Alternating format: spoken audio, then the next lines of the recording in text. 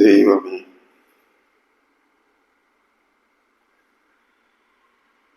എന്ന് പറഞ്ഞുകൊണ്ടാണ് പ്രാർത്ഥന വീടുകളിൽ ചെയ്യുന്നത്. കൂടുതലും അമ്മമാരുടെ അടുത്തിരുന്നാണ് പ്രാർത്ഥന ചൊല്ലുന്നത്. പിതാക്കന്മാരും അച്ഛനും ഒക്കെ ചിലപ്പോൾ പ്രാർത്ഥനയിൽ കൂടും. അപ്പോ കുട്ടികളുടെ പ്രാർത്ഥന അമ്മയുമായിട്ടാണ് ബന്ധം. അമ്മ എന്നെ കൊച്ചിലെ ഇങ്ങനെയൊക്കെ പ്രാർത്ഥിക്കും പഠിപ്പിച്ചു. ചില കുട്ടികൾ പറയും, എന്നെ ദൈവദർശനം ഞാൻ കേൾക്കുന്നത് അമ്മയിൽ നിന്നാണ്. ദൈവമേ എന്ന് തന്നെയാണ് ഗുരു ദൈവദർശനത്തിൽ തുടങ്ങുന്നത്. ഇപ്പൊ ദൈവമേ എന്ന് പറയുമ്പോൾ ഇന്ന് തന്നെ ഇപ്പൊ ഇവിടെ രണ്ട് പ്രാർത്ഥന പ്രാർത്ഥിച്ചു. നാരായണ ഗുരു രചിച്ച, പിന്നെ ക്രിസ്തു മതത്തിലെയും ഇസ്ലാം മതത്തിലെയും പ്രാർത്ഥനയും പ്രാർത്ഥിച്ചു. ഈ 4 പ്രാർത്ഥനകൾ നോക്കിയാൽ ഇതിന് 3ലും പുരുഷന്റെ പേര് പറയുന്നതാണ് തോന്നുന്നത്. സ്വർഗസ്ഥനായ നമ്മുടെ പിതാവേ, അവിടെ പിന്നെ സംശയം. അള്ളാഹു നിഷ്പക്ഷനായിട്ടാണ് ഖുർആനിൽ അവതരിപ്പിച്ചിരിക്കുന്നത്. നമ്മൾ ചൊല്ലി വരുമ്പോൾ നമ്മളൊരു പിതാവിന്റെ സ്ഥാനം പോലെയാണ്. ജനനിയെ പിന്നെ അമ്മയെ തന്നെ വിളിച്ചാണ് പ്രാർത്ഥന. അപ്പോ 4 പ്രാർത്ഥനകൾ ചൊല്ലിയതിൽ 2 പുരുഷ സങ്കല്പത്തിലുള്ള ദൈവത്തിനെ വെച്ചുകൊണ്ട് നമ്മൾ സമൂഹ പ്രാർത്ഥനയായിട്ട് ചൊല്ലുന്നു. ഞങ്ങളെ എന്നാണ് സംബോധന, എന്നെ അല്ല. അതിലൊന്ന് നാരായണ ഗുരുവിന്റെ ദൈവദശം. ദൈവമേ എന്ന് പറയുമ്പോൾ അതൊരു ന്യൂട്രൽ ജെൻഡർ ആകാം. പുരുഷനായിട്ടും എടുക്കാം, അമ്മയായിട്ടും വേണമെങ്കിൽ എടുക്കാം. ഇപ്പൊ ഗുരുവിന്റെ കൃതികൾ നോക്കിയാൽ ഇപ്പോ പ്രാർത്ഥിക്കാനുള്ളത് കഴിഞ്ഞുപോയ കാലത്തോട് നന്ദി പറയുന്ന പ്രാർത്ഥന, പിണ്ടനന്ദി. അപ്പോ ഈ ദൈവത്തെ നമ്മളൊരു പിതാവിന്റെ അല്ലെങ്കിൽ അച്ഛന്റെ അല്ലെങ്കിൽ വാപ്പായുടെ സ്ഥാനത്ത് വെച്ച് കണ്ടാൽ ഈ പ്രാർത്ഥനയിൽ തന്നെ, ദൈവദശകത്തിൽ തന്നെ 4ാമത്തെ ശ്ലോകത്തിൽ അമ്മയെ പറ്റിയൊരു സൂചന,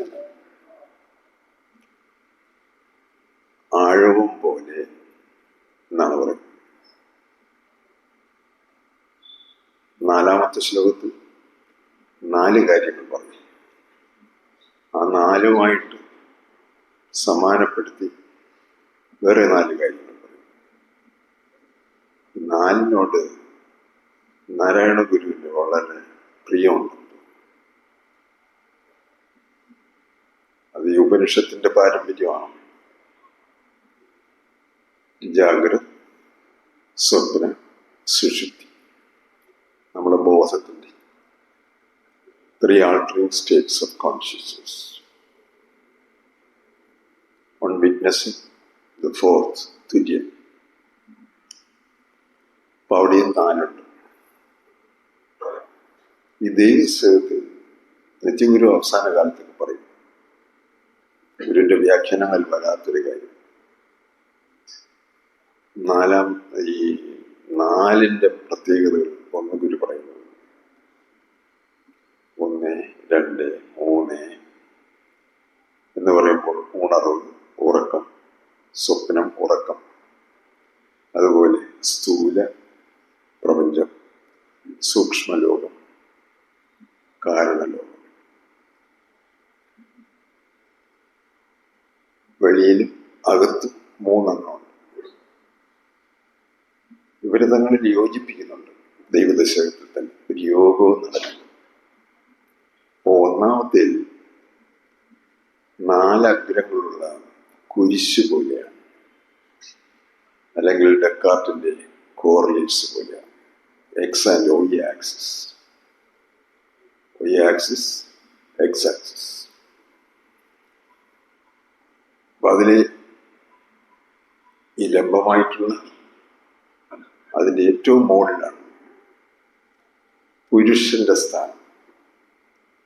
നമ്മൾ പുരുഷനെ പറ്റി തത്വചിന്താപരമായി ചിന്തിച്ചാൽ, നേരത്തെ പറഞ്ഞു ദൈവമേ, അത്യുന്നതങ്ങളുടെ ദൈവമേ, സ്വർഗസ്നായ പിതാവേ എന്ന് പറയുന്ന പോലെ നടരാജ ഗുരു പുരുഷ സങ്കല്പത്തിന് മുകളിലാണ്, പിതാവിന് മുകളിലാണ് സ്ഥാനം. അപ്പം അമ്മച്ചിയുടെ സ്ഥാനം എവിടെ ആയിരിക്കണം? Negative vertical pole. പടം വരച്ചിട്ടുണ്ട്, നെഗറ്റീവാണ്. നെഗറ്റീവ് എന്ന് വെച്ചാൽ നിഷേധാത്മകമൊന്നുമല്ല, എല്ലാം സ്വീകരിക്കുന്നതാണ്. അപ്പൊ ഇങ്ങനെയുള്ള ഒരു മരം പോലെ അടിയിലേക്ക് വേര് പോകുന്നു, മുകളിലേക്ക് തളർത്ത് മുകളിലേക്ക് പോകും. മുകളിൽ പിതാവ്, താഴെ മാതാവ്. ഇപ്പൊ രാത്രി കാലങ്ങളിൽ കടലിന്റെ തീരത്തുള്ളവർ അല്ലെങ്കിൽ കടലിൽ യാത്ര ചെയ്യുമ്പോൾ കപ്പിത്താനുമെല്ലാം അവർക്ക് ലക്ഷ്യം കണ്ടെത്താനുള്ള വഴി അവിടെയെല്ലാം ലൈറ്റ് ഹൗസുകളുണ്ട്. നമുക്ക് 5 കടപ്പുറത്തുണ്ട് ലൈറ്റ് ഹൗസ്. ലൈറ്റ് ഹൗസിന്റെ സ്ഥാനം വളരെ ഉയർത്തലാണ്. പക്ഷെ ഈ ലൈറ്റ് ഇടയ്ക്കിടയ്ക്ക് മാറി കാറ്റും കോളും ഒക്കെ വന്നു അല്ലെങ്കിൽ മൂടൽ മഞ്ഞ് കൂടിയാൽ കപ്പിത്താൻ അത് കാണിക്കില്ല. അപ്പൊ അയാളുടെ ഓറിയന്റേഷൻ, ദിക്കും ഭ്രമം വരും. അപ്പൊ ഇങ്ങനെ പുരുഷനെ മോളിൽ സങ്കല്പിക്കുന്നു, താഴെ അമ്മയെ സങ്കല്പിക്കുന്നു, സ്ത്രീയെ സങ്കല്പിക്കുന്നു. 4-ാമത്തെ ശ്ലോകത്തിൽ ആഴിയും തിരയും കാറ്റും ആഴവും. ആഴി സമം ഞങ്ങൾ, തിര സമം മായ, കാറ്റ് സമം നിൻ മഹിമ, ആഴം സമം നീ എന്നാണ് എൻ്റെ അല്ല, ഇത് ഞങ്ങളുടെ പ്രാർത്ഥന. എന്ന് ഒരു മാലോപമ, it is an analogical garland you have to wear in your mind with these 4 poles and 2 axes. ആഴം താഴ്ത്ത, അമ്മ നെഗറ്റീവാണ്, അമ്മ ആഴം. അച്ഛൻ ഔന്നത്യമാണ്, പ്രകാശഗോപുരം പോലെയാണ്. അപ്പോ ഇങ്ങനെ ഒരു 4 ദിക്കുകൾ യേശുവിനെ സ്മരിക്കുന്ന കുരിശിനെ വെച്ചിട്ടാണ് നമ്മൾ അങ്ങനെ ഒരു വിശ്വാസം നമ്മളിലേക്ക് വന്നത്. നബി തിരുമേനിയിലേക്ക് വരുമ്പോൾ നിഷ്പക്ഷമായിട്ട് ഇതേ കണക്കൊരു പുരുഷ ദൈവത്തെ പോലെ സങ്കല്പിച്ചു തരുന്നു. അല്ലെങ്കിൽ നിഷ്പക്ഷത, അബ്സല്യൂട്ട് ആള ദ അബ്സല്യൂട്ട് എന്നാണ് നടരാജഗുരു വിശേഷിപ്പിക്കുന്നത്. പരമ്പരയുള്ളവല്ല, അള്ള പരമ്പരയാണ്, നിഷ്പക്ഷനാണ്, ഏകനാണ്, ഏകന പക്ഷമില്ല. പക്ഷെ അവിടെ പ്രാധാന്യം സ്നേഹത്തിനില്ല. റഹ്മാനിൽ റഹീമാണ്, ആൾ മെർസിഫുൾ ആൻഡ് ആൾ കമ്പാഷനേറ്റ്. ആരായിരിക്കണം? ദീന അവന് പരായണ എന്ന് 9-ാമത്തെ ശ്ലോകത്തിലെ 2-ാമത്തെ വിശേഷമായിട്ട് കൊടുക്കും. അവിടെയും 4 ഉണ്ട്. ഏതൊക്കെയാണ്? 9-ാം ശ്ലോകം, ജയിക്കുക മഹാദേവ, ദീന അവന് പരായണ, ജയിക്കുക ചിദാനന്ദ, ദയാസിന്ധു, ജയിക്കുക. ഇപ്പൊ ദൈവത്തെ മഹത്വപ്പെടുത്തുന്ന ലാ ഇല്ലാഹ ഇല്ലല്ലാഹ് ഇല്ലല്ലാഹ് എന്ന് പറയുന്നത് പോലെ തന്നെ വെർട്ടിക്കലായിട്ടുള്ള ഒരു ലിമ്പിനെ എടുക്കുന്നു, റഹ്മാനും റഹീമെന്നും കുറുക്കെയുള്ള ലിമ്പെടുക്കുന്നു. ഗുരു ദീനാവന പരായണനെ വിളിക്കുന്നു, മഹാദേവനെ വിളിക്കുന്നു. ദേവനെയല്ല, മഹാദേവൻ. നമുക്ക് ഒരുപാട് 1,000 ദേവന്മാർ. ഇത്രയും ദേവന്മാർ അങ്ങനെ വരുന്നു. ജോസഫ് ക്യാമ്പൽ എന്ന് പറഞ്ഞ മിത്തോളജിസ്റ്റ് പറയുന്നത് these godheads are personifications of energy. അപ്പോ അവരെല്ലാരെയും കൂടെ ചേർത്തിട്ടാണ് ഒരു 9ാമത്തെ ശ്ലോകത്തിൽ ആദ്യത്തെ വിശേഷണം കൊടുക്കുന്നത്. എന്താണ്? God of gods, Mahadeva. അടുത്തുടനെ പറയുന്നു റഹ്മാനുൽ റഹീമെന്ന്, നിന്നെ പോലെ നിന്റെ അയൽക്കാരനെ സ്നേഹിക്കണമെന്ന് ബൈബിളിലും ഖുറാനിലും പറയുന്നു. പ്രാർത്ഥനയുടെ അടുത്ത വരിയെന്ന ദീന, അവന് പരായണം. സഫറിങ് ഉള്ള ആൾക്കാർ വന്നിട്ട് അവർ രഹസ്യമായിട്ടാണ് അവരുടെ രോദനം ദൈവത്തിൻ്റെ അടുത്ത് മൗനത്തിലാണ് പറയുന്നത്.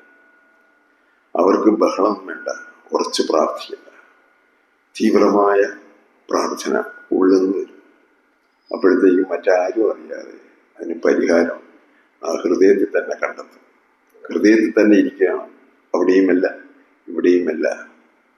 ദൈവരാജ്യം നിന്റെ ഹൃദയത്തിൽ തന്നെ. അപ്പൊ അങ്ങനെയുള്ള ദീനാവനം വരാനുണ്ട്. അടുത്ത വിശേഷണം എന്താണ്?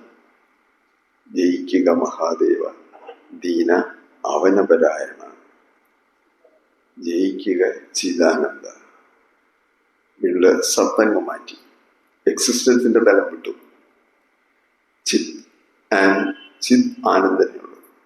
ബ്രില്യൻ ഇന്റലിജൻസ്, ബുദ്ധിക്ക് ചിദാനന്ദൻ, അറിവിന്റെ പ്രകാശത്തിന്റെ മണ്ഡലത്തെ എടുക്കും. അപ്പൊ അതിന് ആദ്യത്തേല് മഹാദേവനാണ്, അവിടെ സത്യം ചിത്തും ആനന്ദവും. രണ്ടാമത് ദീന അവനപരായണ, അനുകമ്പയുടെ വശം വന്നു, സ്നേഹത്തിന്റെ ജീവിക്കുന്നതായി. അടുത്തതായപ്പോഴെന്തായി? വീണ്ടും ബുദ്ധിയുടെ ചിത്തിന്റെ മണ്ഡലത്തിൽ വന്നിട്ട് അവിടെ ചിത് ആനന്ദ. ഇനി അടുത്തത് കാരുണ്യത്തിന്റെ ദയാ സിന്ധുവായി, കടലായി മാറി. ഇത്രയും കാരുണ്യം മനസ്സിൽ വെച്ചുകൊണ്ട് ഇതുവരെ ഉണ്ടായിട്ടുള്ള മതങ്ങളുടെ എല്ലാം പശ്ചാത്തലം ഉള്ളിക്കൊണ്ടുകൊണ്ട് അതിനെ ഉൾക്കൊണ്ടു തന്നെയാണ് ഗുരുവിൻ്റെ ഈ പ്രാർത്ഥന. ശാസ്ത്രീയമായിട്ട് ശാസ്ത്രം പഠിച്ച ആളിനും യുക്തിപൂർവം ചിന്തിച്ച് ഉറപ്പിക്കാൻ സ്വന്തം എന്നൊരു ചോദ്യം ഇവിടെ നമ്മുടെ വായി ചോദിച്ചല്ലോ. ഹിന്ദുവും അദ്വൈതിയും, ഹിന്ദുവിന് അദ്വൈതിയാകാം, മുസ്ലിമിന് അദ്വൈതിയാകാം, ക്രിസ്ത്യാനിക്ക് അദ്വൈതിയാകാം. അദ്വൈതം എന്ന് പറയുന്ന ഒരു ദർശനമാണ്. At one with the absolute truth. So in all these religions, in essence, they are same. പരമതസാരു ഏകം. അവിടെ എല്ലാം ഈ 4 പോൾസ് ഉണ്ട്, 4 ധ്രുവങ്ങളുണ്ട്, 2 ആക്സസ് ഉണ്ട്, 2 ആക്സസുകൾ. അത് ശാസ്ത്രീയമാണ്. ശാസ്ത്രജ്ഞന്മാരുടെ ചിന്തയ്ക്ക് വെർട്ടിക്കൽ ആൻഡ് ഹൊറിസോണ്ടൽ ആക്സസ് വേണം. അപ്പോ ക്രിസ്ത്യാനി ക്രിസ്തുവിൽ തന്നെ അദ്വൈതിയായിത്തീരുകയാണ്. ഞാനും എൻ്റെ പിതാവും ഒന്നായിത്തീരുമ്പോൾ ലാ ഇലാഹ ഇല്ലല്ലാഹ് എന്ന് ഞാൻ ധ്യാനിച്ചെത്തുമ്പോൾ ഞാനും മുസ്ലിമായിട്ടുള്ള മതത്തിൽ ജനിച്ചെങ്കിലും ഞാൻ അദ്വൈതിയാണ്.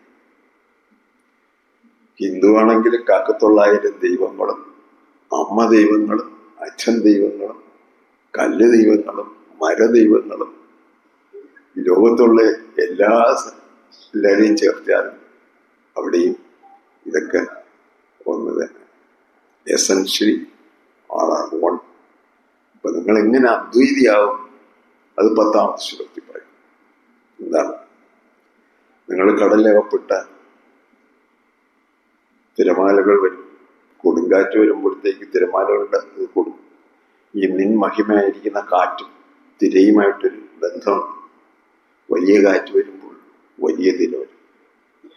ഇപ്പൊക്കെ ചെന്നാൽ ചെറിയ തിരകളാണ്, ചെറിയ കാറ്റും കാണും. അപ്പോൾ ഉപരിപ്ലവമായിട്ട് ഹൊറിസോണ്ടലായിട്ട് നോക്കിയാൽ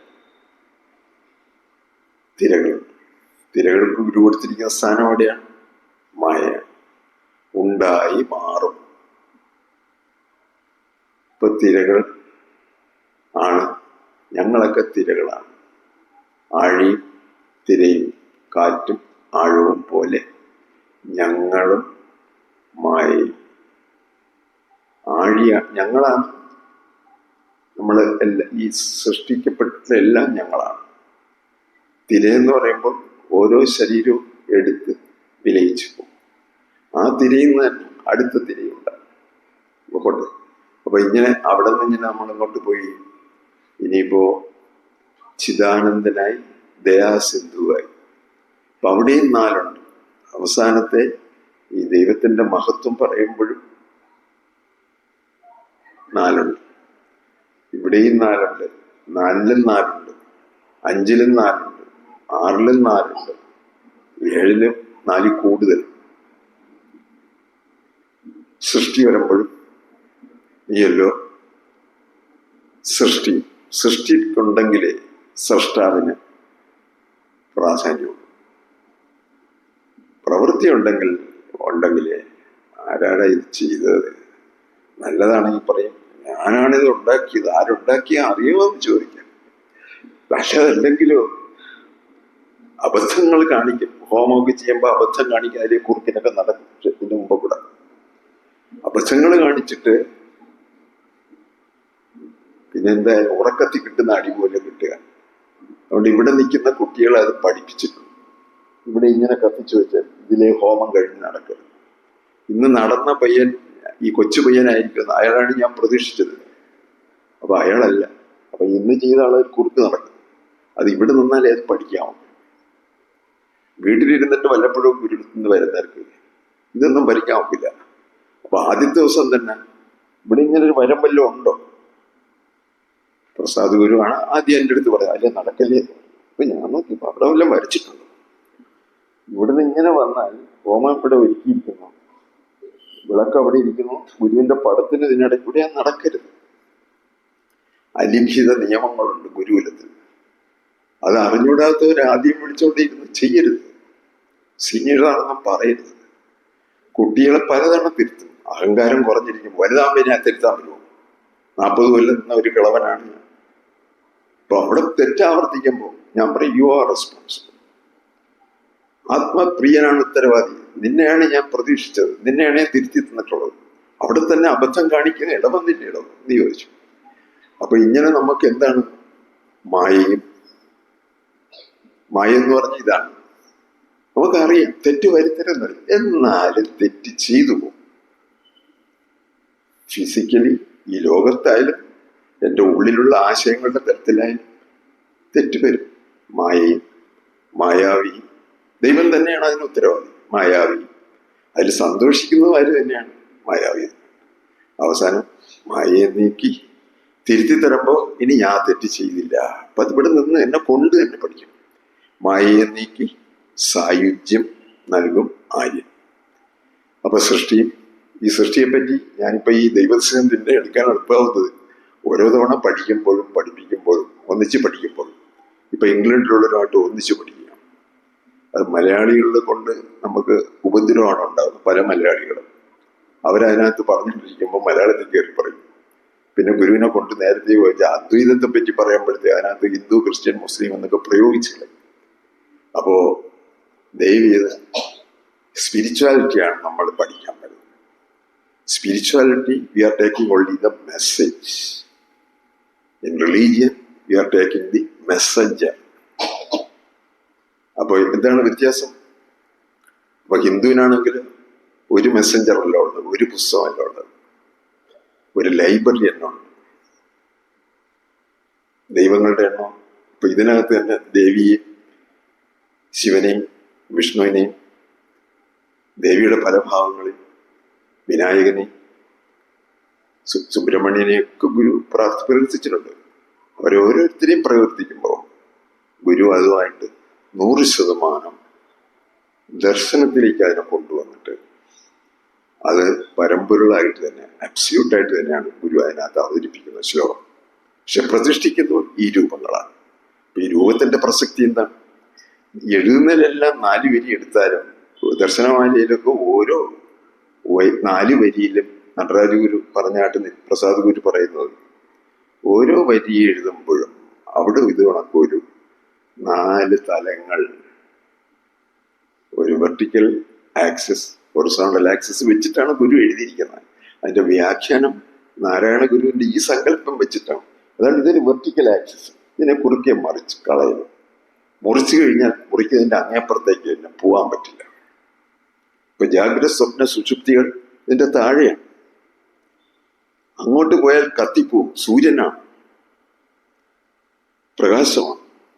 അവിടെയാണ് പിതാവിനെ സങ്കല്പിക്കുന്നത്, സ്വർഗസ്ഥനായ ഞങ്ങളുടെ പിതാവിനെ. അമ്മ ആഴം, ആഴത്തിൽ മുങ്ങിപ്പോയാലും മരണമാണ്. രണ്ടിടത്തേക്കും നമുക്ക്. അപ്പോ ഗുരു ഈ വിഗ്രഹ ഭാഷ, സ്ട്രക്ചർ, സ്കീമാറ്റിസം ഈ അക്ഷരമാലയിൽ വെച്ചിരിക്കുന്നു. ഇത് ആൽഫബറ്റാണ്. ഇപ്പൊ മലയാളത്തിൽ ഇത് അവതരിപ്പിച്ചപ്പോ അതിനകത്ത് കന്നഡ, തെലുഗു, ഇംഗ്ലീഷ് അങ്ങനെയായിട്ടുള്ള 2 ദൈവദൃശ്യം പഠിക്കാൻ കൂടിയായിരുന്നു. 24 പേര് വന്നു. കുറച്ച് കഴിഞ്ഞപ്പോൾ വരാത്ത 10 മലയാളികളെ അങ്ങ് വെട്ടിക്കളാം. അവര് വന്ന് ഇനി ഹിന്ദു ഈഴവാന്നൊന്നും പറഞ്ഞു കളയരുതല്ലോ. മറ്റവർക്കൊന്നും വായിച്ചാലും അറിയില്ല. ഇത് വായിച്ചാൽ അവർക്ക് പഠിച്ചു കഴിഞ്ഞപ്പോൾ അവര് തന്നെ പോയി പണി ചെയ്തിട്ട് വരണം. ഈ 4ാമത്തെ ശ്ലോകമായപ്പോൾ സൃഷ്ടി ഇങ്ങനെ പറഞ്ഞുകൊണ്ട് അവരവരുടെ മതങ്ങളുടെ സൃഷ്ടി അവർ പറയുന്നുണ്ട്. ഞാൻ ക്രിസ്ത്യാനിയാണ്, ഞാൻ ഇങ്ങനെ പറഞ്ഞു. ഞാൻ പറഞ്ഞു സൃഷ്ടിക്കൊരു പുതിയ ഫ്രെയിം തരാം. അത് നാൻസി നമ്മളെ പഠിപ്പിച്ചപ്പോൾ അങ്ങനെ ചെയ്യിച്ചതാണ്. ക്രിയേഷൻ മിത്സ്, ഉൽപ്പത്തി കഥകൾ. നെറ്റില് സെൽഫോൺ അടിച്ചാൽ കാണാം. ക്രിയേഷൻ മിത്സ് കുറഞ്ഞ ഒരു 300-നടുത്തുണ്ട്. ഇപ്പൊ പുതിയ ക്രിയേഷൻ മിത്തുകളുണ്ട്. ഏതൊക്കെയാണ്? ശാസ്ത്രകാരൻ കൊടുക്കുന്ന big bang, steady state theory, അങ്ങനെ പലതും. അപ്പൊ ഞാൻ പോയി ബിഗ് ബാങ് കൊണ്ടുവന്നു. ഐതര്യോപനിഷത്തിലുള്ള സൃഷ്ടിയും അവരൊരാൾ ജാപ്പനീസിന്റെ കൊണ്ടുവന്നു, ഒരാൾ ഈജിപ്തിന്റെ കൊണ്ടുവന്നു. അവസാനം 2 മണിക്കൂർ കഴിഞ്ഞപ്പോഴത്തേക്ക് എല്ലാം കൂടെ ഒരു കൂട്ടം ക്രിയേഷൻ മുത്ത് വരെ വാരിയിട്ടില്ല. അപ്പൊ ഇവർക്ക് ഇങ്ങനെ ഗുരു പറഞ്ഞോണ്ടല്ലേ നമുക്ക് ഇതൊക്കെ പറ്റിയത്. ഇങ്ങനെ പുരുഷ ദൈവത്തെയും ദേവീ ദൈവത്തെയും എടുത്തിട്ട് ഇത് കണക്ക് അപ്പൊ ഇതൊക്കെ വായിച്ച് ഇത്രയും പറഞ്ഞിട്ട് അവർ നോക്കി വരുമ്പോ ഈ 4 സ്ട്രക്ചറും കൂടെ കൊടുത്തുകൊണ്ട് അവർക്ക് ഓരോന്നിനും അവർക്ക് അതിൻ്റെതായ വ്യാഖ്യാനങ്ങളുണ്ട്. ഇപ്പൊ നിങ്ങളൊരു സ്പിരിച്വൽ ആണെങ്കിൽ, if you become a non dual, രണ്ടല്ലാത്തവനായിരുന്ന രീതിയിൽ ദർശനം വരികയാണെങ്കിൽ നിങ്ങൾക്ക് ഇങ്ങനെയൊക്കെ സ്വതന്ത്രമായിട്ട് ചിന്തിക്കാം. ഇപ്പൊ ഗുരു തന്നെ ആദ്യം ഒരു കല്ലെടുത്തിട്ട് പറഞ്ഞെന്താണ്, പലരും ഇവിടെ ചൊല്ലി, respect of your community or religion, all are welcome. ഇപ്പൊ റിലീജിയൻ എന്താണ്? തമിഴ് പേശുന്നവരുണ്ട്, തെലുങ്ക് സെപ്പറേറ്റിയുണ്ട്.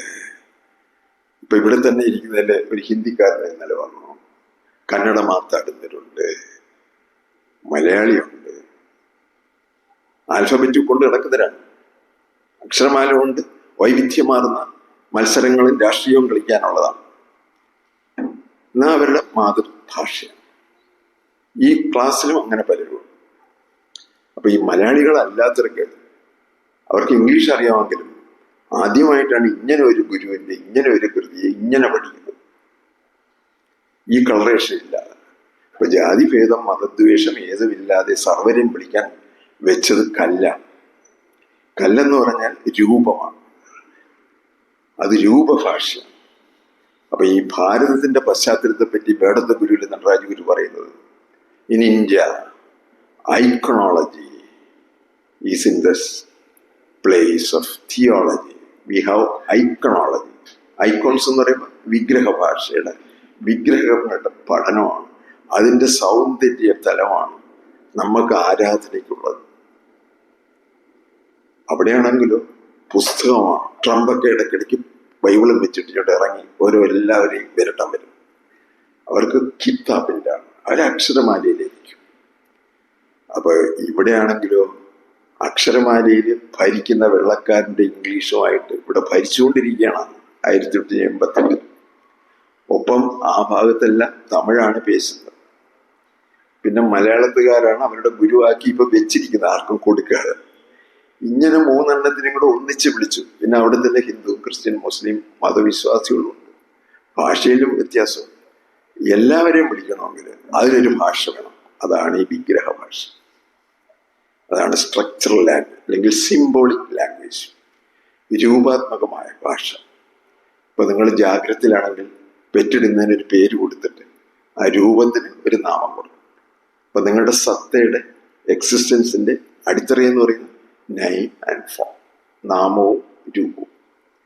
പിന്നെ അറിവിലേക്ക് പോയി അവിടെ തിരുത്തിയറിയുന്ന വിദ്യയുമുണ്ട്, മുറിച്ചറിയുന്ന അറിയുന്നവൻ അറിവും അറിഞ്ഞിടും അർത്ഥവും പുമാൻ തന്നെ അറിവും ഒരാദി മഹസ് മാത്രമാക്കുന്ന തലവും.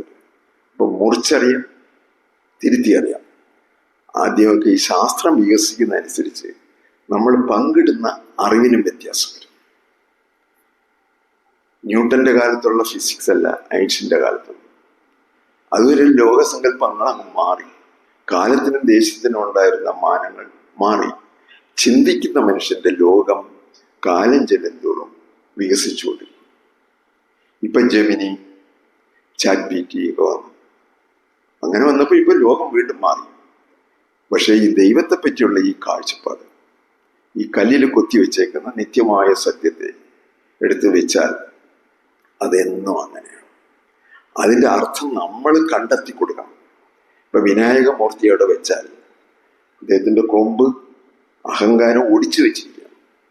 നിങ്ങൾക്കും എനിക്കും എവിടെ എന്തെങ്കിലും അധികാരമോ അവസാരമോ കിട്ടിയാൽ, അധികാരമോ പണമോ കിട്ടിയാൽ, ഐശ്വര്യമോ കിട്ടിയാൽ, സ്വന്തക്കാരടുത്തും മറ്റൊരിടത്തൊക്കെ പിന്നെ നമ്മൾ കാണിക്കുന്ന ഓരോ നമ്പറുകൾ കാണണം, അല്ലേ? ഓടിച്ചുകളെ അഹങ്കരിക്കല്ലേ. അതിനാണ് ഒരു കമ്പ് ഒടിച്ചു വെച്ചേക്കുന്നത്. അപ്പൊ ഈ അർത്ഥം മനസ്സിലാക്കിയാലേ ഗണപതി ഭഗവാൻ പൂജിച്ചിട്ട് കഥയാണ്. അപ്പൊ symbols we have to give meaning. Alphabet ആണെങ്കിൽ സമ്മതിച്ചു വെച്ചിട്ടുണ്ട്, ഇതാണ് ഭാഷയുടെ അർത്ഥം. എന്നിട്ടോ ഈ വിഗ്രഹം വെച്ചിട്ട് എവിടെ ഇറങ്ങിയത് ആ സമൂഹത്തിന് വളരാൻ അനുവദിച്ചു കൊടുത്താൽ അബോധത്തിൽ കൂടി ഈ വിഗ്രഹം ഒരു കളി കളിക്കും. ആ സമൂഹത്തിൽ ദേവത ആരാധനയുള്ള സ്ഥലങ്ങളിൽ, ദേവതയാണ്, കല്ല് വെച്ചിട്ടാണ്, ദേവത ആരാധനയുള്ള സ്ഥലങ്ങളിൽ പെൺമൂല്യങ്ങൾക്ക് ശക്തി വരും. പെണ്ണിന്റെ സ്വാതന്ത്ര്യം കൂടും. ആണെഴുത്തുകാരെ എതിർക്കുന്ന പെണ്ണെഴുത്ത് എഴുതിയിട്ടല്ല, എഴുത്തപ്പോഴും പുരുഷന്റെ ശക്തി വർദ്ധിപ്പിക്കും. ആൽഫബറ്റ് എപ്പോഴും പുരുഷ മേധാവിത്വം ഉണ്ടാകും. നേച്ചർ റെവല്യൂഷൻ എന്ന് പറയുന്ന അദ്വൈത ദർശനം അനുഭവിച്ച യേശുദേവനും നബി തിരുമേനിയൊക്കെ എഴുതിയത് പുസ്തകത്തിൽക്കിടെ കൊടുക്കുമെന്ന് വായിച്ചു വെച്ചാൽ അതിനകത്ത് സ്ത്രീകളുടെ ആരാധനയത്തിൽ കയറ്റില്ല, കയറ്റിയാൽ 2 നിയമമായി എന്ന് അവിടെ ഒരു വിഗ്രഹം വയ്ക്കുന്നു. അല്ലെങ്കിൽ സ്ട്രക്ചറിലാണ് കുരിശിനൊക്കെ പ്രാധാന്യം കൊടുത്ത് പള്ളികളിൽ വയ്ക്കും. കാബ ഉണ്ട്, കുറച്ചേ ഉള്ളൂ. അതുവരെ ഈ അക്ഷരത്തിൽ കൂടെ ഈ പുരുഷന്റെ മേധാവിത്വം മാത്രം വയ്ക്കും. അവൻ യുദ്ധം ചെയ്യണം. ലൈംഗിക വൈകൃതത്തിന്റെ ഉടമയാണ്. എന്നാൽ വിവാഹം കഴിക്കാതെ നമ്മൾ സന്യസിക്കാൻ ഇറങ്ങുന്നത്. പിന്നെ കുറ്റകൃത്യങ്ങൾ, ഇതെല്ലാം. ഇപ്പൊ ഒന്നിനെ രൂപത്തെ കണ്ടാൽ ഇറ്റ് ഈസ് ആൾ അറ്റൻസ് എക്സ്പീരിയൻസ്. അവരെ സമഗ്രമായിട്ട് അടിമുടി അറ്റി കാണാൻ പറ്റും, അറിയാൻ പറ്റും. ഇതെല്ലാം പ്രോസസ് ചെയ്യുന്നത് തലച്ചോറിന്റെ വലതുവശം, റൈറ്റ് സൈഡ് സെറിബ്രൽ കോർട്ടക്സ്. പക്ഷെ അക്ഷരമാലയുടെ ഒരു വാക്ക്, അതിൻ്റെ അർത്ഥം, അത് ഒന്നറ്റ ടൈം എക്സ്പീരിയൻസ് ആണ്. ഏത് സ്വാമിയാണ്? സന്മയ സ്വാമിയോ ത്യാഗി സ്വാമിയോ? പലരും ത്യാഗിസ്വാമി എന്നാണ് എന്നെ വിളിക്കുന്നത്. ത്യാഗിസ്വാമിക്ക് അടുത്ത് പറയേണ്ടതാണ് എൻ്റെ അടുത്ത് പറഞ്ഞത്. ഇപ്പൊ മന്ത്രസ്വാമികളോട് പിന്നെ എളുപ്പമായി. അപ്പോ ഏത് സ്വാമിയാണ്? അപ്പോ ഇങ്ങനെ അക്ഷരത്തിനുള്ള ഒരു കുഴപ്പം, ഒന്നറ്റ ടൈം എക്സ്പീരിയൻസ്. രൂപത്തിനെ കൊണ്ടുവച്ചാൽ ആളറ്റൻസ് എക്സ്പീരിയൻസ്. അത് പ്രോസസ് ചെയ്യുന്നത്, രൂപത്തിന് പ്രോസസ് ചെയ്യുന്നത് സാഹിത്യവും കലയും പാട്ടും നൃത്തവും ഒക്കെ വയ്ക്കുന്ന റൈറ്റ് സൈഡാണ്. ഇതിനെ അങ്ങ് ഒഴിവാക്കിയാൽ, അക്ഷരമാല മാത്രം കൊടുത്താൽ മനോരോഗികൾ കൂടും.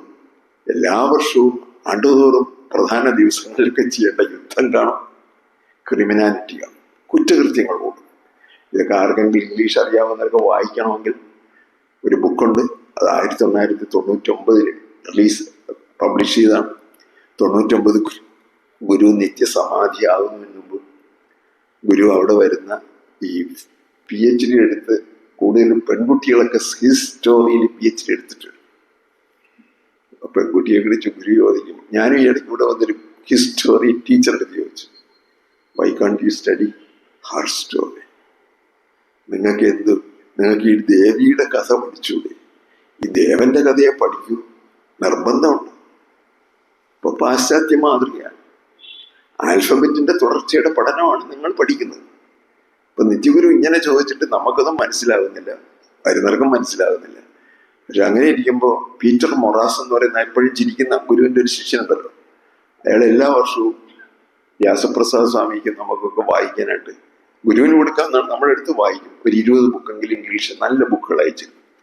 ആ 99 ഈ ചോദ്യം ചോദിച്ചിങ്ങനെ ബുദ്ധി മുട്ടിയിരിക്കുമ്പോഴാണ് ഗുരു പോലെ ആ ബുക്ക് വരുന്നത്.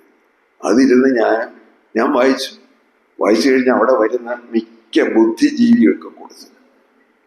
എൻ്റെ കയ്യിലിരുന്ന പൈസ പോയെന്നേ ഉള്ളൂ, ആരും വായിക്കില്ല.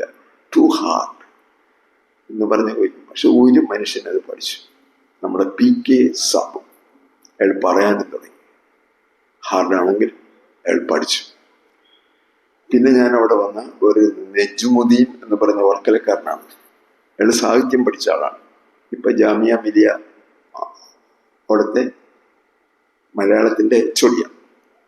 വളരെ മനുഷ്യത്വമുള്ള പുള്ളി. ശ്രീകൃഷ്ണ ദർശനമൊക്കെ പഠിപ്പിക്കുക. കുട്ടികൾ പറയും മുമ്പ് ശ്രീകൃഷ്ണൻ വന്ന് വരും. അങ്ങനത്തെ മനുഷ്യനാണ്. ട്യൂട്ടറിലാണ് അവിടെ പഠിപ്പിക്കുമായിരുന്നു. ഈ കോളേജിലാണ് പഠിച്ചത്. അയാൾ നിത്യഗുരുവിൻ്റെ തൂട്ടി വരും. നടരാജ ഗുരുവരത്തെ ഇവിടുത്തെ പഠിതാണ്. അവിടെ വന്നിട്ട് ഞാൻ പറഞ്ഞു, എൻ്റെ നെഞ്ചും ഇതൊന്ന് കൊണ്ടുപോയി ഒന്ന് ട്രൈ ചെയ്യുക, റീഡ് പ്ലീസ്. ബുദ്ധിജീവികളാണല്ലോ, മക്കൾക്ക് ഒന്ന് വായിക്കാൻ പറ്റിയതാണെന്നാണ്. വേറൊന്നും പറഞ്ഞില്ല. ആ പയ്യൻ കൊണ്ടുപോയി 13 കൊല്ലം അടിച്ചു. അതിനുശേഷം ഈ ഇടയ്ക്ക് ഞാൻ കൊറോണയൊക്കെ ബാധിച്ച് ന്യൂമോണിയ പിടിച്ചിരിക്കുമ്പോൾ ഇവിടെ വരണം. ഞാൻ പറഞ്ഞു, ന്യൂമോണിയ വരണം, നിങ്ങൾ തന്ന പണിയാണ് ഞാൻ ചെയ്തത്. ഞാൻ 3 പാരഗ്രാഫേ 3 അധ്യായമേ ട്രാൻസ്ലേറ്റ്. ഈ കോളേജിൽ വെച്ച്, ഞാനും പഠിച്ച കോളേജിലെ മലയാളത്തിൻ്റെ ഒരു സെമിനാർ നടക്കുന്ന അവിടെ അത് ചെയ്യാം.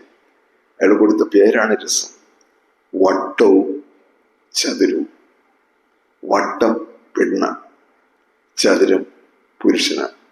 പുരുഷ ദൈവത്തെ മുകളിൽ സങ്കല്പിക്കുന്നതിന് ചതുരമായിട്ടാണ് അയാൾ എഴുതിയത്. കാരണം പെണ്ണ് വട്ടമാണ്. അതിന് അയാൾ കൊടുത്തേക്കുന്ന ഉദാഹരണം ഇതൊക്കെ മറ്റേ ആളുടേതാണ്. ആ നേരത്തെ ബുക്ക് എഴുതിയ ആളുണ്ടല്ലോ, അയാളൊരു ന്യൂറോ സർജനായിരുന്നു. അയാൾ പറഞ്ഞ് നമ്മൾ MBBS പാസ്സായി തലച്ചോറ് ഓപ്പറേറ്റ് ചെയ്യാൻ പോയി കഴിഞ്ഞാൽ മണിക്കൂറോളം നിന്ന് തലച്ചോറ് ഓപ്പറേറ്റ് ചെയ്യും. ഒത്തിക്കഴിഞ്ഞ് യവനായിരിക്കും പോയി ഒരു പുട്ടിനെ പോലെ ലക്ഷക്കണക്കിനും ആൾക്കാർ അടുത്തുള്ള രാജ്യങ്ങൾ അടുത്തുള്ളവൻ്റെ കയ്യേറെന്നും പറഞ്ഞ് 3 കൊല്ലമായിട്ട് കൊന്നുകൊണ്ടിരിക്കുകയാണ്. അവിടെയുള്ള പല സംസ്കാരങ്ങളും ചാമ്പലാക്കിയത്. അനേകം പെൺകുട്ടികളെ വിധവകളാക്കി. അതാണ് മാഡം ഇവിടെ അതൊക്കെ പറഞ്ഞല്ലോ. നമ്മൾ ഈ വലിയ ആശയങ്ങൾ പറയുമ്പോൾ അതൊക്കെ ലോക സമാധാനത്തിനും വ്യക്തികളുടെ സമാധാനത്തിനും ഉപകരിക്കണം.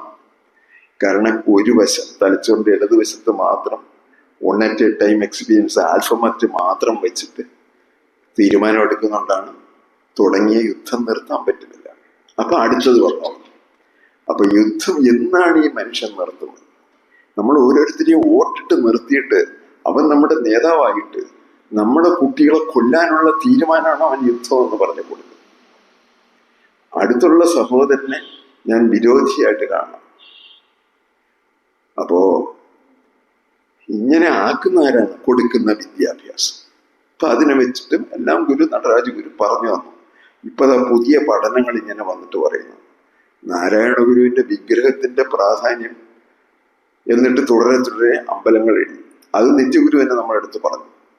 ഗുരുവിന്റെ എൻ്റെ അടുത്തും ബാലേട്ടൻ്റെ അടുത്തും പറഞ്ഞു, ഗുരുവിൻ്റെ കൂടെ 17-ാം വയസ്സിൽ ഇറങ്ങി തിരിച്ച ഒരു മാർക്സിസ്റ്റുകാരനാണ്. ഒരു ദൈവവിശ്വാസമില്ല, ഗുരുക്കന്മാരിലാണ് വിശ്വാസം. അദ്ദേഹത്തിൻ്റെ അടുത്ത് പറഞ്ഞു, നല്ലൊരു ബുക്ക് നാരായണ ഗുരുവിൻ്റെ അമ്പലങ്ങളെ പറ്റി എഴുതണം, നല്ല ഫോട്ടോകളായിരിക്കണം, കഴിയാവുന്നത്. എൻ്റെ അടുത്ത് പറഞ്ഞു, നീ തണ്ടി നടന്നിട്ട് ഗവേഷണം ചെയ്ത് വന്നാൽ പോയെല്ലാം പറഞ്ഞോട്, അവർ ഭാര്യയും ഭർത്താവും കൂടി ഇരുന്ന് എഴുതി. ഇപ്പം 5 എഡിഷൻ എഴുതി നിർത്തി. അപ്പൊ ഈ വട്ടവും ചതുരവും കൂടെ വായിച്ചു വരുമ്പോൾ ഈ അമ്പലങ്ങൾ ഇത്രയും, ആദ്യം എൻ്റെ പ്രശ്നം, ഞാൻ വലിയ ഇടതുപക്ഷ ചിന്താഗതിക്കാരി, യുക്തിവാദികാരൻ, MBBS പാസ്സായല്ലേ, അത് വിട്ടിട്ട് ഒരു കള്ളത്തരത്തിനും കൂടെ നിൽക്കില്ല. നമ്മൾ ഇതൊക്കെ ചെയ്യിച്ചു കഴിഞ്ഞപ്പോൾ ഈ ബുക്കും കൂടെ വന്നതോടുകൂടി ഈ പെണ്ണിന്റെ ശക്തിയാണ് നമ്മളെ പെറ്റിട്ട അമ്മയും എല്ലാ അമ്മമാരെയും തമിഴിലാണെങ്കിൽ പൊടിയെ കുട്ടിയെ പോലും അമ്മ എന്ന് പറഞ്ഞു. ഇന്നും 2 പെൺപിള്ളേരും പെണ്ണുങ്ങളും എന്നെ വഴക്ക് പറഞ്ഞു, കിളവൻ വന്ന് അമ്മ എന്ന് വിളിക്കുന്ന. ഞാൻ പറഞ്ഞു, തമിഴ്നാട്ടിൽ അപ്പടി വിളിച്ചില്ലെങ്കിൽ ഓത കിടക്കും, അതുകൊണ്ട് വിളിച്ചു പോട്ടത്. അപ്പോ ഈ അമ്മ ദൈവങ്ങളാണ് കൂടുതൽ, അടിസ്ഥാനം അമ്മ ദൈവങ്ങളാണ്. പോട്ടെ. അപ്പോ ഇങ്ങനെയുള്ള പ്രാർത്ഥന എടുക്കുമ്പോൾ ഞാൻ അമ്മച്ചിയെ എന്ന് വിളിക്കണോ അച്ഛോ എന്ന് വിളിക്കണോ, രണ്ടും കൂടി ചേർന്ന ഉമ്മണി വലിയ ദൈവമേ എന്നാണ് നമ്മളിവിടെ ദൈവം വിളിക്കുന്നത്. പിന്നെ അമ്മയെയും വിളിച്ചു. അപ്പൊ ഇതൊക്കെ വിളിക്കുമ്പോൾ ഇത് തലച്ചോറിന്റെ ഇടതുവശമാണെങ്കിൽ അക്ഷരം മാത്രമേ അത് കൊടുത്താൽ ഇപ്പൊ ഇവിടുത്തെ അമ്പലങ്ങളിൽ പോകാൻ പറ്റും. ശബരിമല ഒഴിച്ച് ബാക്കി എടുത്തു പോയാലും പെണ്ണുങ്ങളെ ഇടി കൊള്ളാൻ പറ്റില്ല, പെണ്ണുങ്ങളെ ഇടി കൊള്ളൂല. അല്ല, അവിടെ ആണുങ്ങളെ ഇടിയെ കിട്ടും. മറ്റു സ്ഥലത്തെല്ലാം ചെന്നാൽ, ഗുരുവായൂരോ പത്മനാഭ ക്ഷേത്രത്തിൽ ചെന്നാൽ പെണ്ണുങ്ങളുടെ ആണുങ്ങളുടെയും, പെണ്ണുങ്ങളെയാണ് കൂടുതൽ ഇടി. ആണുങ്ങളൊന്നും കൂടുതൽ അമ്പലത്തിൽ അങ്ങനെ വന്ന് നമ്മൾ ഇടിച്ചു തള്ളിയിടാൻ പറ്റില്ല. ഒരു മര്യാദയിൽ ഇടിക്കുന്നത് അമ്മമാര്. സ്കൂളുകളിലും കോളേജിലും ചെന്നാണോ, കേരളമാണെങ്കിൽ അവിടെ ചെന്നാൽ കൂടുതലും പെണ്ണായിരിക്കും. കെട്ടിച്ച് വിടുന്നവരെ BEd MNd ഒക്കെ പഠിപ്പിച്ച് PhD-കാരിയാക്കി വെക്കി. ഇവൻ 10ാം ക്ലാസ്സും കുസ്തിയും കഴിഞ്ഞ് പോയി ഗൾഫിൽ പോയി പൈസ ഉണ്ടായി. ഇതാണ് ഈ കല്ലെടുത്ത് വെച്ച എൻ്റെ പാടുകൾ. അതുകൊണ്ടാണ് കേരളം ദൈവത്തിന്റെ സ്വന്തം നാടായി മാറിയത്. ഇവിടെ ശിശുമരണ നിരക്ക് 5ഉം 6ഉം ഒക്കെ ഉള്ളൂ. അപ്പോ ഇങ്ങനെ ആക്കിയെടുക്കണമെങ്കിൽ ആ സമൂഹത്തില്, അബോധത്തില് സ്ത്രീക്ക് എഴുത്തിക്കൂടെയല്ല, ഇത് കണക്കുള്ള സംഗീതം, കല, നൃത്തം മുതലായവ അഭ്യസിക്കുന്നതും ഈ രീതിയിലുള്ള വിഗ്രഹങ്ങളുടെ സാന്നിധ്യവും ഒരു സ്വാതന്ത്ര്യം ആ സമൂഹത്തിലും മനുഷ്യബോധത്തിലും കൊടുക്കും. അപ്പൊ മനുഷ്യബോധത്തെ വെച്ച് പഠിക്കുന്നതാണ് ദർശനം.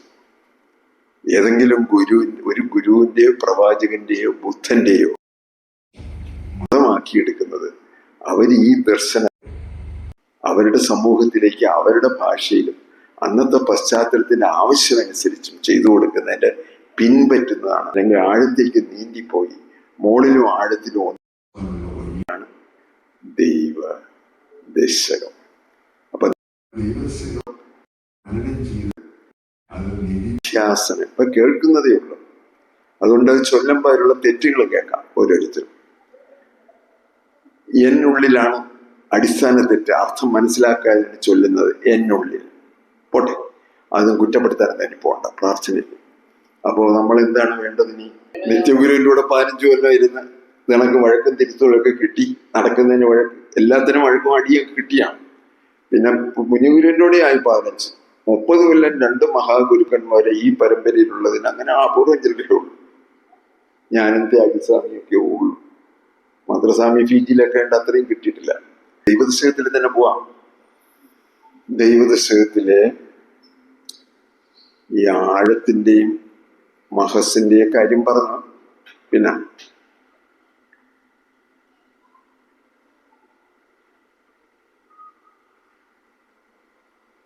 തുടക്കം ദൈവമേ എന്ന് വിളിച്ചുകൊണ്ടാണ്. ഈ മനുഷ്യരാശിയുടെ തന്നെ പരിണാമത്തിൽ നോക്കിയാൽ ആദ്യം അവനൊരു മുങ്ങിത്താറുന്ന ഈ ജീവിതത്തിന്റെ ഭൗതിക ലോകത്തിന്റെ ദുഃഖങ്ങൾക്ക് പരിഹാരമായത് ദൈവത്തിലുള്ള വിശ്വാസം. പിന്നെയാണ് ഇങ്ങനെ പുരോഗമിച്ച്, അതാണ് ഇന്നലെയൊക്കെ നമ്മൾ കാണിച്ച ഫിലിമിനുള്ളത്. മൃഗങ്ങളെ പോലെ ഇങ്ങനെ അടിയും കൂടിയും നടന്നു. പിന്നെ അവൻ ഏറ്റവും മുകളിൽ ശാസ്ത്രം പുരോഗമിക്കും. അപ്പോ ഈ ദൈവത്തെ നമ്മൾ എടുത്തിരിക്കുന്നത് ആസ് എൻ എസൻസ്, സാരമായിട്ടാണ് ദൈവത്തെ വിളിക്കുന്നത്. എല്ലാത്തിൻ്റെയും സാരം ഉമ്മിണി വലിയ ഒന്നാണ്. അപ്പൊ നടരാജഗുരു എന്ന നാരായണ ഗുരുവിന്റെ ദർശനം പറയുമ്പോൾ ആദ്യം പറയുന്നത്, ദ ഫിലോസഫി ഗുരു പറയുന്നത്, ഒന്നിൽ വിശ്വസിക്കണം, പലതിലെ ചോദ്യം ചെയ്ത്, സംശയദൃഷ്ട്യ ചോദ്യം ചെയ്ത്, be a sceptic. You have to be a believer, at the same time you are a sceptic. നിങ്ങളൊരു വിശ്വാസിയായിരിക്കണം, അതേസമയം തന്നെ നിങ്ങൾ യുക്തിചിന്തയുള്ള ഒരാളായിരിക്കണം. ഈ യുക്തിചിന്തയെ പിന്നെ എന്താക്കണം? പിന്നെ യോഗചിന്തയാക്കണം. എന്നിട്ട് അതിൻ്റെ ഏകതയിലേക്ക് പോകാനുള്ള ആ വൈരുദ്ധ്യ സമന്വയ ചിന്തയിലൂടെ നിങ്ങൾ ദാർശനികനാണ്. അപ്പൊ നിങ്ങൾ വിശ്വാസിയായിട്ടിരുന്നാൽ, നേരത്തെ സഹോദരൻ പറഞ്ഞതുപോലെ, ഞാൻ വിശ്വാസിയാണ്, അനുഷ്ഠാനങ്ങളുമായിട്ട് ആ പുസ്തകമൊക്കെ പോക്കറ്റിലിട്ട് നടക്കും. പക്ഷെ ദാർശനികനാവുമ്പോൾ ആരാവും? ഈ മൂന്നെണ്ണത്തിനെ അടുക്കി അതിലേക്ക് എവിടെ വയ്ക്കണം? പിതാവിനെ എവിടെ വയ്ക്കണം? ദേവിയെ എവിടെ വയ്ക്കണം? ആഴത്തെ എവിടെ വയ്ക്കണം? തിരെ എവിടെ വയ്ക്കണം? എല്ലാം. തെറ്റിനെ എവിടെ വയ്ക്കണം? സൃഷ്ടിയെ എവിടെ വയ്ക്കണം എന്നെല്ലാം ഒരു സമഗ്ര ബോധം വരും. അതുകൊണ്ടാണ് ഇങ്ങനൊരു സ്ട്രക്ചറൽ ലാംഗ്വേജ് വെച്ചിട്ടാണ് നാരായണ ഗുരു എഴുതിയത്. അങ്ങനെ മാണ്ഡൂക്യ ഉപനിഷത്തിനെയും ഈ കുരിശിനെയും വെച്ചിട്ടാണ് നടരാജഗുരു നിങ്ങളണക്ക് എൻ്റെ കണക്കുള്ള 20-21 ജീവിച്ച് ചിന്തിക്കുന്ന മനുഷ്യൻ. അപ്പൊ ചിന്ത വികസിക്കുമ്പോൾ ലോകത്തിന്റെ സ്വഭാവമാണ്, ലോകത്തെ പറ്റിയുള്ള കാഴ്ചപ്പാട്. ആദ്യം ഭൂമി പരന്നതായിരുന്നു മനുഷ്യ സമൂഹത്തിന്, അതോ പരന്നതായിരുന്നു, എത്തിക്കഴിഞ്ഞപ്പോഴത്തേക്ക് ഉള്ളിലിരിക്കുന്ന ശക്തി കൊണ്ട്, ഈ തിരുത്തൽ ശക്തി കൊണ്ട് തന്നെ ശാസ്ത്രദൃഷ്ടിയെ വീക്ഷിച്ചപ്പോൾ അത് ഉരുണ്ടതായി. ഇന്നിപ്പോ നമ്മള് ക്വാണ്ടം ലോകമായി. അവര് തന്നെ പറയുന്നു, ഓരോ മെസ്സേജ് വരുമ്പോൾ ക്വാണ്ടത്തില് ജനനവും മരണവും ഇല്ല, അതൊക്കെ വെറും തോന്നലാണ്. ഉപനിഷത്ത് ഋഷി പറയുന്ന പോലെ പറയും. ഇങ്ങനെ വിവരമുള്ള മനുഷ്യൻ്റെ ഈ ഗുരുകുലത്തിൽ വരുന്നവർ പഠിച്ചിട്ട് ഇംഗ്ലീഷിൽ തന്നെ പഠിച്ചിട്ട് പറഞ്ഞു കൊടുക്കാനല്ലേ, വേറെ ഏതെങ്കിലും ഭാഷയിൽ മലയാളം ഒഴിച്ച് ഏതെങ്കിലും മാറ്റിയിട്ടെന്ന് പറഞ്ഞാൽ ഹിന്ദു വീഴുവനോ അല്ലാതെ നാരായണ ഗുരുവെന്ന് കേൾക്കുമല്ലോ. അതിന് ഓരോ രാജ്യത്ത് പോയി അവിടുത്തെ നാട്ടിൽ നിന്ന് അവരെ ചൂഷണം ചെയ്ത് പണക്കാരായിട്ട് ബാംഗ്ലൂരിൽ പോയി കന്നഡ മാതാടെന്ന് വെച്ചാൽ തെലുങ്ക് ചെപ്പണ്ടി നന്ദി കാണിക്കണം. ആ ഭാഷയ്ക്കെടുത്ത് തർജ്ജമ ചെയ്തിട്ട് 5 വരിയെങ്കിലും ഓരോ ദിവസം അടിച്ചിടണം ആ ഭാഷ, ഈ ദൈവദർശനത്തിന്റെ അർത്ഥം. ഇന്നിപ്പോ ഒരു ചിന്ന പയ്യൻ ഇവിടെ വന്നിട്ടുണ്ട്, ധ്രുവ്, ഹിന്ദിക്കാരനാണ്, ഗോളിയറുകാരനാണ്. ഇപ്പൊ ഒരാളുടെ ദൈവദർശനം ഹിന്ദി പഠിപ്പിക്കുന്നു. ഞാൻ എൻ്റെ ഇരിക്കുന്ന പുസ്തകം അച്ചടിച്ച് വെച്ചെടുത്ത് കൊടുത്ത് അവനത് ഉത്സവമായി അടിച്ചിട്ട് പോയി. അതുകൊണ്ട് ഞാനിപ്പോ ഈ കേരളം വിട്ടു പോണ ഓരോ ഭാഷക്കാരടുത്ത് പറയും, ദേവി ഇത് നിങ്ങൾ അവിടെ നിന്ന്, ഇപ്പൊ നമ്മളിത് റെക്കോർഡ് ചെയ്യുന്ന സാറിനടുത്ത് പറഞ്ഞു, സാറ് പല രാജ്യങ്ങളിൽ കറങ്ങി വന്ന ആളാണ്. ഞാൻ പറഞ്ഞു, സാറേ കന്നഡയിൽ ഉടനെ കന്നഡ മാതാടുമെന്ന് പറഞ്ഞു, തെലുങ്ക് ചെപ്പണ്ടി എന്നും പറഞ്ഞു. ഞാൻ പറഞ്ഞു, സാറേ ഒന്നും ചെയ്യും സാർ, വയസ്സായില്ലേ, ഇനിയിപ്പോ എന്താ സമയം.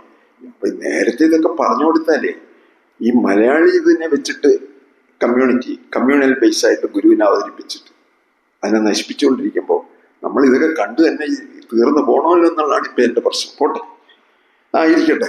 ഇപ്പൊ മക്കളെയെങ്കിലും ഇംഗ്ലീഷ് പഠിപ്പിച്ചു വരുമ്പോൾ ഇംഗ്ലീഷിൽ ഇതൊക്കെ ദൈവദർശനമൊക്കെ ഒന്ന് വായിക്കാനെങ്കിലും പഠിക്കും. നമ്മൾ ഇപ്പൊ നടരാജഗുരു എഴുതിയാണ് അവർ ചോദിക്കുന്നത്, നെറ്റിഗുരു കഴിയുന്നതാണ് ചോദിക്കുന്നത്, മുനിഗുരു എഴുതുന്നതാണ് ചോദിക്കുന്നത്. അത് ഇംഗ്ലീഷിൽ എഴുതിയത് ഒന്ന് ഇൻഡെപ്തായിട്ട് എഴുതിയുണ്ട്, ഒന്ന് സുന്ദരമായിട്ട് എഴുതിയുണ്ട്, മറ്റതും വീണ്ടും ലളിതമായിട്ട് ആഴ്ത്തി പോണോണ്ടാണ് അവർ ചോദിക്കുന്നത്. നമ്മളൊന്നും എഴുതേണ്ട കാര്യമില്ല, 3 ഡയമെൻഷനുമായി നമ്മളിവിടെ നിന്ന് പഠിച്ചിട്ട് മറ്റു ഭാഷകളിലുള്ളിടത്ത് സംസാരിക്കാനെങ്കിലും പറഞ്ഞു വെച്ചാൽ, നമ്മളൊരു അസ്വസ്ഥരായിട്ടിരുന്ന് പറയാതെ, അത് വിഭാഗീയമായിട്ട് മതത്തിന്റെ പശ്ചാത്തലത്തിൽ പറയാതെ ദാർശനികമായിട്ട് എന്ന് പറയണമെങ്കിൽ ദൈവദർശനമെങ്കിലും പഠിച്ചേ പറ്റും. അക്ഷരമാലകൾക്ക് പരിമിതിയുണ്ട്. ഈ രൂപാത്മകമായ ഭാഷയ്ക്ക് എന്നെ നടരാജു പറഞ്ഞു, ഇറ്റ് ഈസ് പ്രോട്ടോ ലാംഗ്വേജ്, ആംഗ്യ ഭാഷയ്ക്ക് ആ പരിമിതിയില്ല. അക്ഷരമാലകൾക്ക് ഓരോ വാക്കിനും അർത്ഥം കൊടുക്കും. ആ ഭാഷ പഠിച്ചാൽ ആ ഭാഷയിലെ അർത്ഥം നമുക്ക് പറ്റും. വിഗ്രഹത്തിന് ഓരോന്നിനും അർത്ഥതലങ്ങൾ നമ്മൾ ഓരോ മനുഷ്യനും കൊടുത്തിട്ട് നമ്മുടെ ജീവിതത്തിൽ അത് മാറ്റം വേണം. പിന്നെ വിഗ്രഹത്തിന്റെ കാര്യം വന്നിട്ട് അത് പ്രതീകങ്ങളാണ്. ദേ ആർ സിമിലാരിറ്റീസ് ആണ് എടുക്കുന്നത്, അതിന്റെ സമാനത എടുക്കുന്നത്. അതാണ് നമ്മളുടെ ഹോമമന്ത്രം ഉണ്ടല്ലോ, ഓം അഗ്നേ തവയ തേജസ് തത് ബ്രാഹ്മം എന്ന് പറയുമ്പോൾ കാലത്തെ ഗുരു പറഞ്ഞല്ലോ, നമുക്ക് വാക്കോ മനസ്സോ എത്തിച്ചേരാൻ പറ്റാത്ത പരമമായ പൊരുളായിരിക്കുന്ന ബ്രഹ്മത്തിന്റെ അറിവിനെ നമുക്ക് ഉൾക്കൊള്ളാനൊക്കില്ല, കാണാനൊക്കില്ല. അത് അറിവാണ്, ബ്രഹ്മമാണ്. അപ്പൊ സത്താതലത്തില് കത്തുന്ന ഈ അഗ്നിയെ അതായിട്ടങ്ങ് സിംബോളിക്കലി റെപ്രസെന്റ് ആയിട്ടാക്കും, സിമിലാരിറ്റി എടുക്കും. അപ്പൊ സിമ്പിൾസ് എപ്പോഴും taking similarities and comparing with another. അപ്പൊ ഇവിടെ ഇപ്പോ അഗ്നിയെ കമ്പയർ ചെയ്തിരിക്കുന്നതിനാണ് പരമ്പൊരുളിനോട്, ഈ ട്രാൻസെൻഡന്റ് ഏകമായ ദർശനത്തിന്റെ തലത്തിലേക്കാണ്. നിങ്ങൾ ഇവിടെ ഇരുന്ന് ഹോമം ചെയ്താൽ നിങ്ങൾക്ക് അതിന്റെ അകത്ത് കത്തിക്കുന്ന ഹോമമാണെങ്കിൽ അവിടെ ജ്ഞാനയജ്ഞമാണ്, അല്ലെങ്കിൽ കർമ്മയജ്ഞത്തിലിരിക്കും. ഈ കർമ്മയജ്ഞം ഈ നാരായണ ഗുരു ഒന്നും സ്വന്തമായിട്ട് കൊണ്ടുവന്നല്ല, അതൊന്നും ഗുരു പറഞ്ഞു.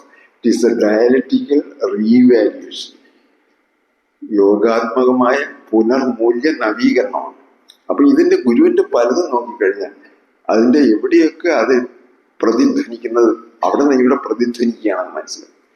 ഈ യജ്ഞസങ്കല്പത്തിന്റെ പ്രതിധ്വനി എവിടെ നിന്നാണ്? ഭഗവത്ഗീതയിലെ 4-3 അധ്യായത്തിൽ. 4 ജ്ഞാനയജ്ഞം, 3 കർമ്മയജ്ഞം. അത് പഠിക്കാതെ ഈ അഗ്നേ തവേ തേജസ് തത്വത്തിന് ഗരിമ മനസ്സിലാവും. അത് മനസ്സിലാക്കി കഴിയുമ്പോൾ ഈ എന്നെയും കൂടെ കത്തിച്ച് ചാമ്പരാക്കിയിട്ടാൽ എനിക്കുണ്ടാകുന്ന അഹന്തയുടെ ഇല്ലായ്മ അനുഭവിച്ച് തന്നെ അറിയാം. ഇനി ഒരു കാര്യം കൂടെ പറഞ്ഞ് നിർത്താം. അതെന്താണെന്ന് അറിയാമോ? ഇങ്ങനെയൊക്കെയുള്ള ആഴത്തിൽ ഇതിനെ പഠിച്ചാൽ ആഗോള പ്രശ്നങ്ങൾ വരുന്നു. ഏകലോകവും ഏകമായ സത്യത്തിൽ വെച്ചുകൊണ്ട് നമുക്ക് കാര്യങ്ങൾ പഠിക്കാം, അല്ലെങ്കിൽ പലതായ ശാസ്ത്രത്തിന്റെ വശത്ത് നിന്ന് പഠിക്കാം. ഇവർ രണ്ടുപേരും ഒന്നാകാൻ ശ്രമിക്കുന്നുണ്ട്.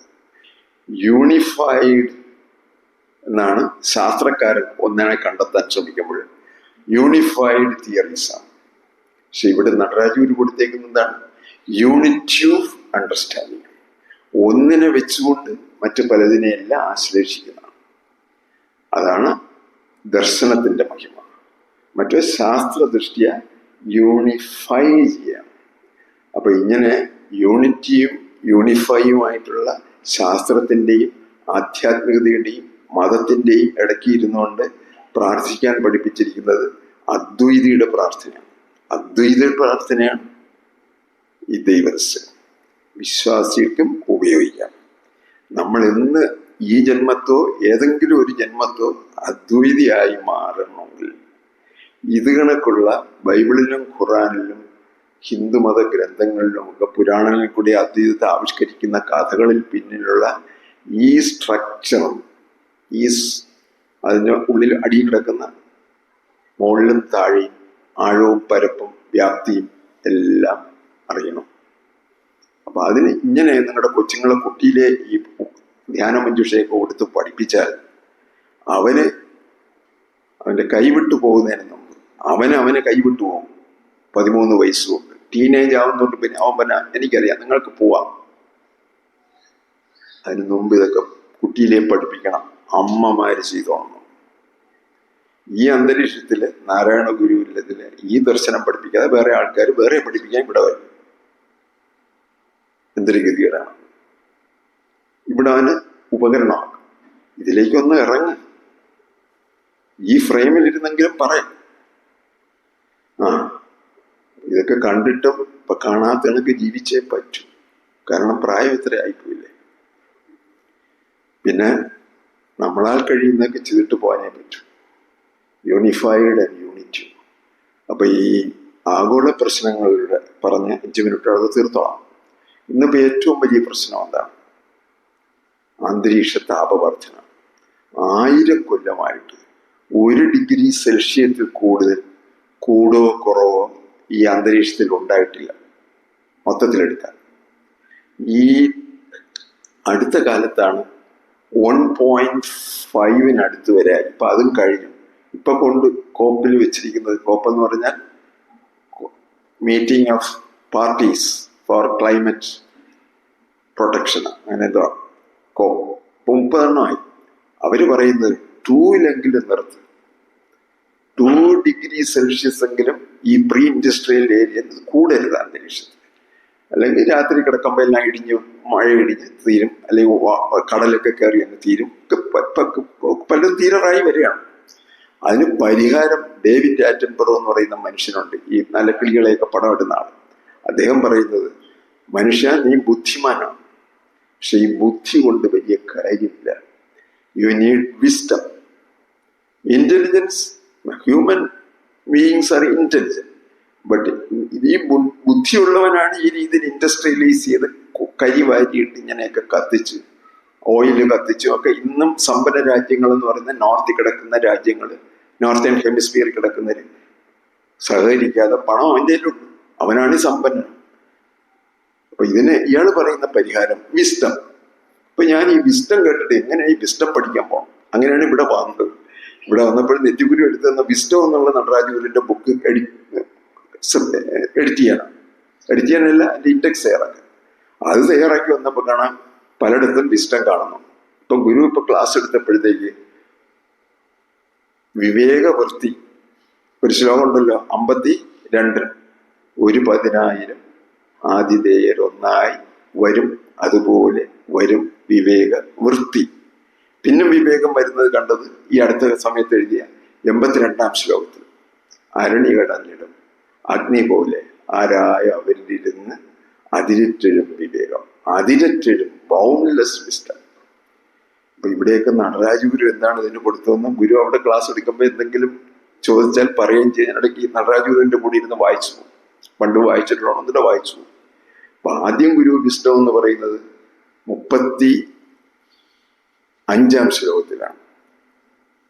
ധ്വനിമയമായി ഗഗനം ജ്വലിക്കും, അന്നാൾ അണയും അതിങ്കൽ അശേഷ ദൃശ്യജാലം, പുനരവിടെ ത്രിപുടിക്ക് പൂർത്തി നൽകും, സ്വനവും അടങ്ങും ഇടം സ്വയം പ്രകാശം.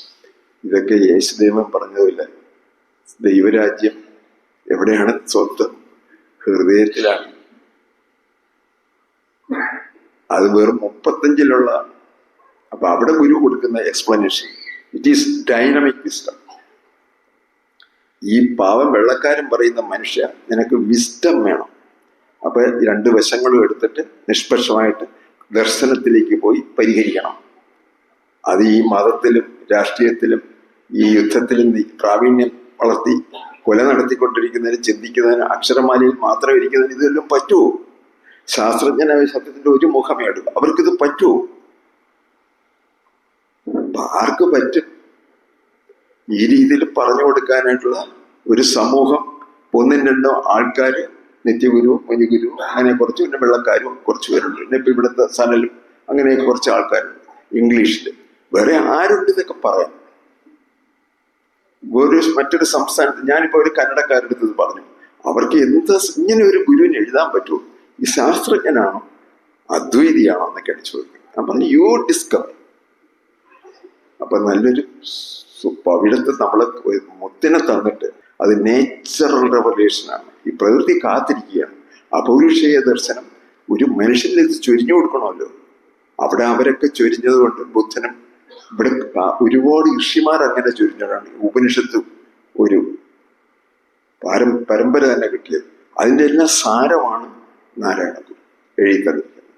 അതുകൊണ്ട് ശിവന്റെ ധ്യാനിക്കുന്നതും വിഗ്രഹപൂജയും പൂജിക്കുന്ന വഴിയുണ്ട്. ഉപനിഷത്തിന്റെ ഹോമമുണ്ട്. 2 പശ്ചാത്തലങ്ങൾ ഈ ഇന്ത്യയിൽ തന്നെ ഉണ്ട്. ഇതിന് 2-നെയും ത്രിഗുണമയം തിരുനീറണിഞ്ഞരീശൻ അകമലരിട്ട് ഉണങ്ങി അക്ഷമാറി സകലമഴിഞ്ഞ് തണിഞ്ഞ് കേവലത്തിൻ മഹിമയുമാറ്റി മഹസ്സിനാടി അവിടെ ശിവനെ സ്തുതിച്ചു. തെക്കേ ഇന്ത്യക്കാരൻ്റെ ദൈവത്തെ പ്രധാനമായിട്ടും അവിടെയുണ്ട്. ഇനി ഞെപ്രത്തോ ഉപനിഷത്ത് ത്രിസ്വനസീമ കടന്ന് തിങ്ങിവിങ്ങും ത്രിപുടി മുടിഞ്ഞ് തെളിഞ്ഞിടുന്ന ദീപം കപടയതിക്ക് കരസ്ഥമാകുകയില്ലെന്ന് ഉപനിഷത്ത് ഉക്തി രഹസ്യം ഓർത്തണം. ഒരുക്ക പറഞ്ഞാലല്ല മനസ്സിലാകാത്തതാണ് രഹസ്യം. അപ്പം അതിനെല്ലാം നിങ്ങൾക്ക് സൗഭാഗ്യം ഉണ്ടായി. മലയാളം അറിയാൻ, ഇംഗ്ലീഷ് അറിയാൻ, ഹിന്ദി അറിയാൻ, മറ്റേതെങ്കിലും ഭാഷാ ലോകത്ത് പോയി ജീവിച്ച് ആ ഭാഷ പഠിക്കാൻ. ഈ അനുഭവങ്ങളുടെ വിവരണങ്ങൾ, തപസ്സിൻ്റെ ഈ അതിരറ്റ വിവേകത്തെ ജീവിച്ച് കാണിക്കുക. അപ്പം അവർ ചോദിക്കും, നിങ്ങൾ എന്ത് മണ്ടനാണ്, ഇങ്ങനെയൊക്കെ ജീവിക്കുന്നതാണ്, പറ്റിക്കാൻ പറ്റാതെ ഇത്രയും ശുദ്ധനായിട്ട് നീ ജീവിക്കുന്നത് എന്താണെന്ന് ചോദിക്കാൻ ഇതൊക്കെ പറഞ്ഞു കൊടുക്കുക. അവർ പറയാൻ പോകരുത്, പഠിപ്പിക്കാൻ പോകരുത്, ജീവിച്ച് കാണിക്കുമ്പോൾ if you are eligible then practice. The practice നിങ്ങളുടെ കർമ്മം നിങ്ങളെ ജ്ഞാനത്തിൻ്റെ മഹിമയെ കാണിച്ചു കൊടുക്കട്ടെ. നമസ്കാരം.